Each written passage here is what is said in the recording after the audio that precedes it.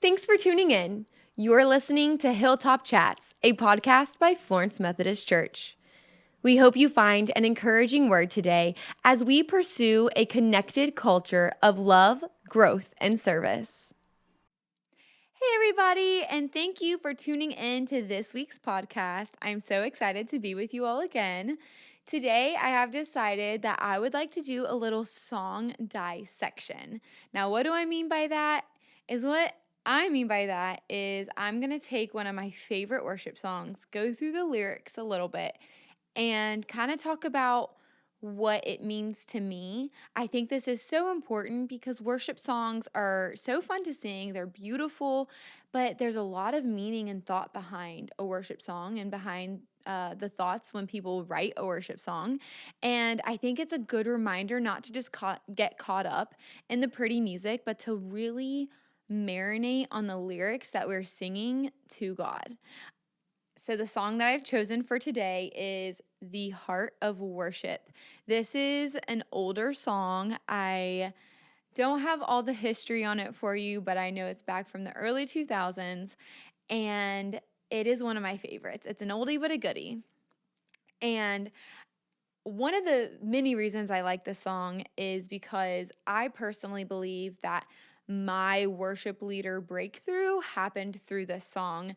I'll be the first to admit that my heart and mind were not always in the right spot when it came to leading worship. Sometimes I would go up onto the stage at church and my brain would be in the mindset of this is a performance. I want everyone to think I'm singing good. I want to look cute, all the things. And while none of those thoughts are necessarily bad, of course, we know that, it took a good couple years of me worship leading to finally realize that that's not what it's about. That's not the intent. And this song really hit it home for me. So let's go ahead and jump into the lyrics. I'm going to read them to you and then kind of give you my thoughts. And then hopefully this also provokes a thought for you, or you can also start looking at this song and other worship songs more deeply. So the beautiful song starts with, when the music fades, all is stripped away and I simply come.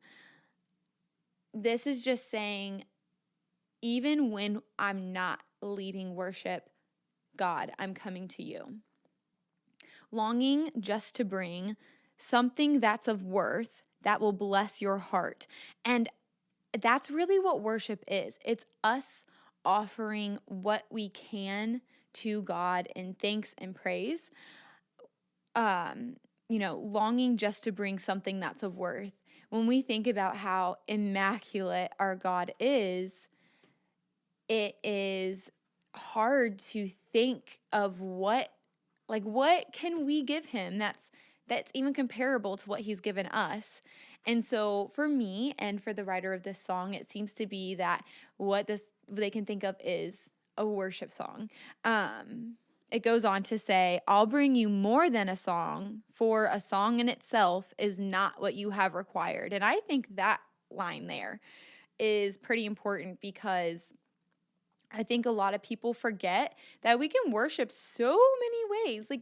Singing is a very normal way to worship God, and I think that God really appreciates when we bring him a song.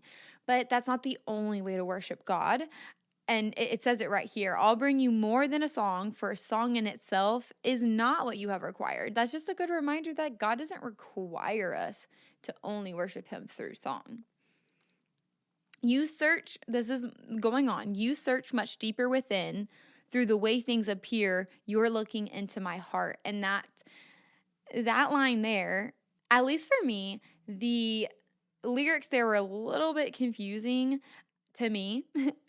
You search much deeper within, through the way things appear, you're looking into my heart. And I think for me, that's just saying, it's not about the fact that I did or didn't sing for you. It's about where my heart is in whatever I am offering to you, God. And then we get into the chorus. I'm coming back to the heart of worship, and it's all about you. It's all about you, Jesus. I'm sorry, Lord, for the thing I've made it. When it's all about you, it's all about you, Jesus. And that chorus right there, that is what I was talking about. That really hit home for me when I was going through my own journey of becoming a worship leader. Coming back to the heart of worship. We're not here for a performance or to sing super pretty. We're here because we're offering a word of praise to our Heavenly Father. It says, and it's all about you. It's all about you, Jesus. Uh, Offering worship should not have anything to do with us or the ooey gooey feelings we get when the soft, pretty music plays. Wow, none of that, like I said, is bad. We want to feel connected to God. We have to remember that worship is for God and it's all about God. I'm sorry, Lord, for the thing I've made it.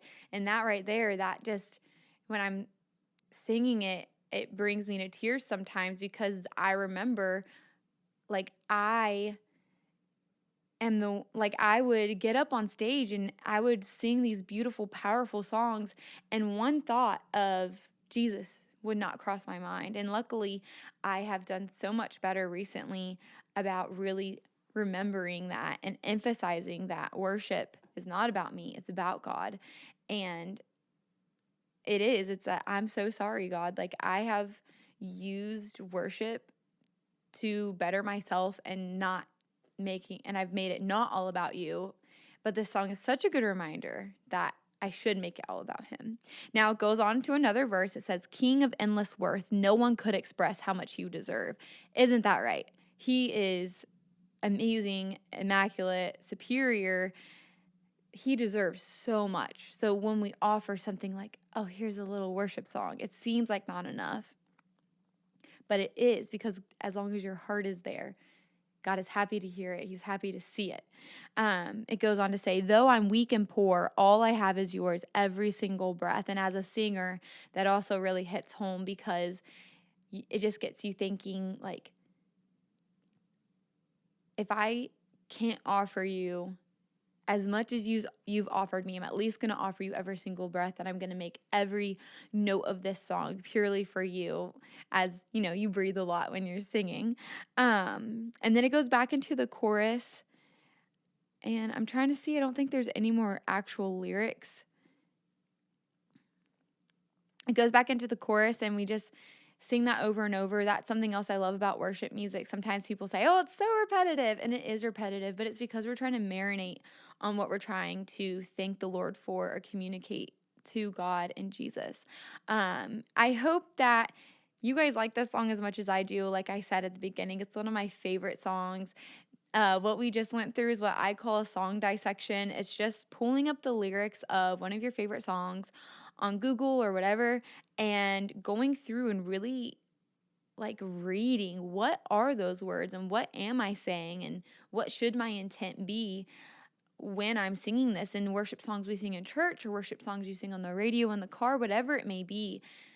Jesus wants you to dedicate all of that to him, every single breath, even though he deserves everything because he gave us everything. He gave us his life, and we're just here singing pretty songs. But if your heart is in the right space, he likes it. He loves it. He's so appreciative of the worship that we give him. So I really hope that you guys enjoyed my little song dissection. I am hoping to bring you guys a couple more. I have so many favorite songs. I could do 100, but I won't do that. So until next time with our next song dissection, I will see you guys. Thanks so much for tuning in. Bye.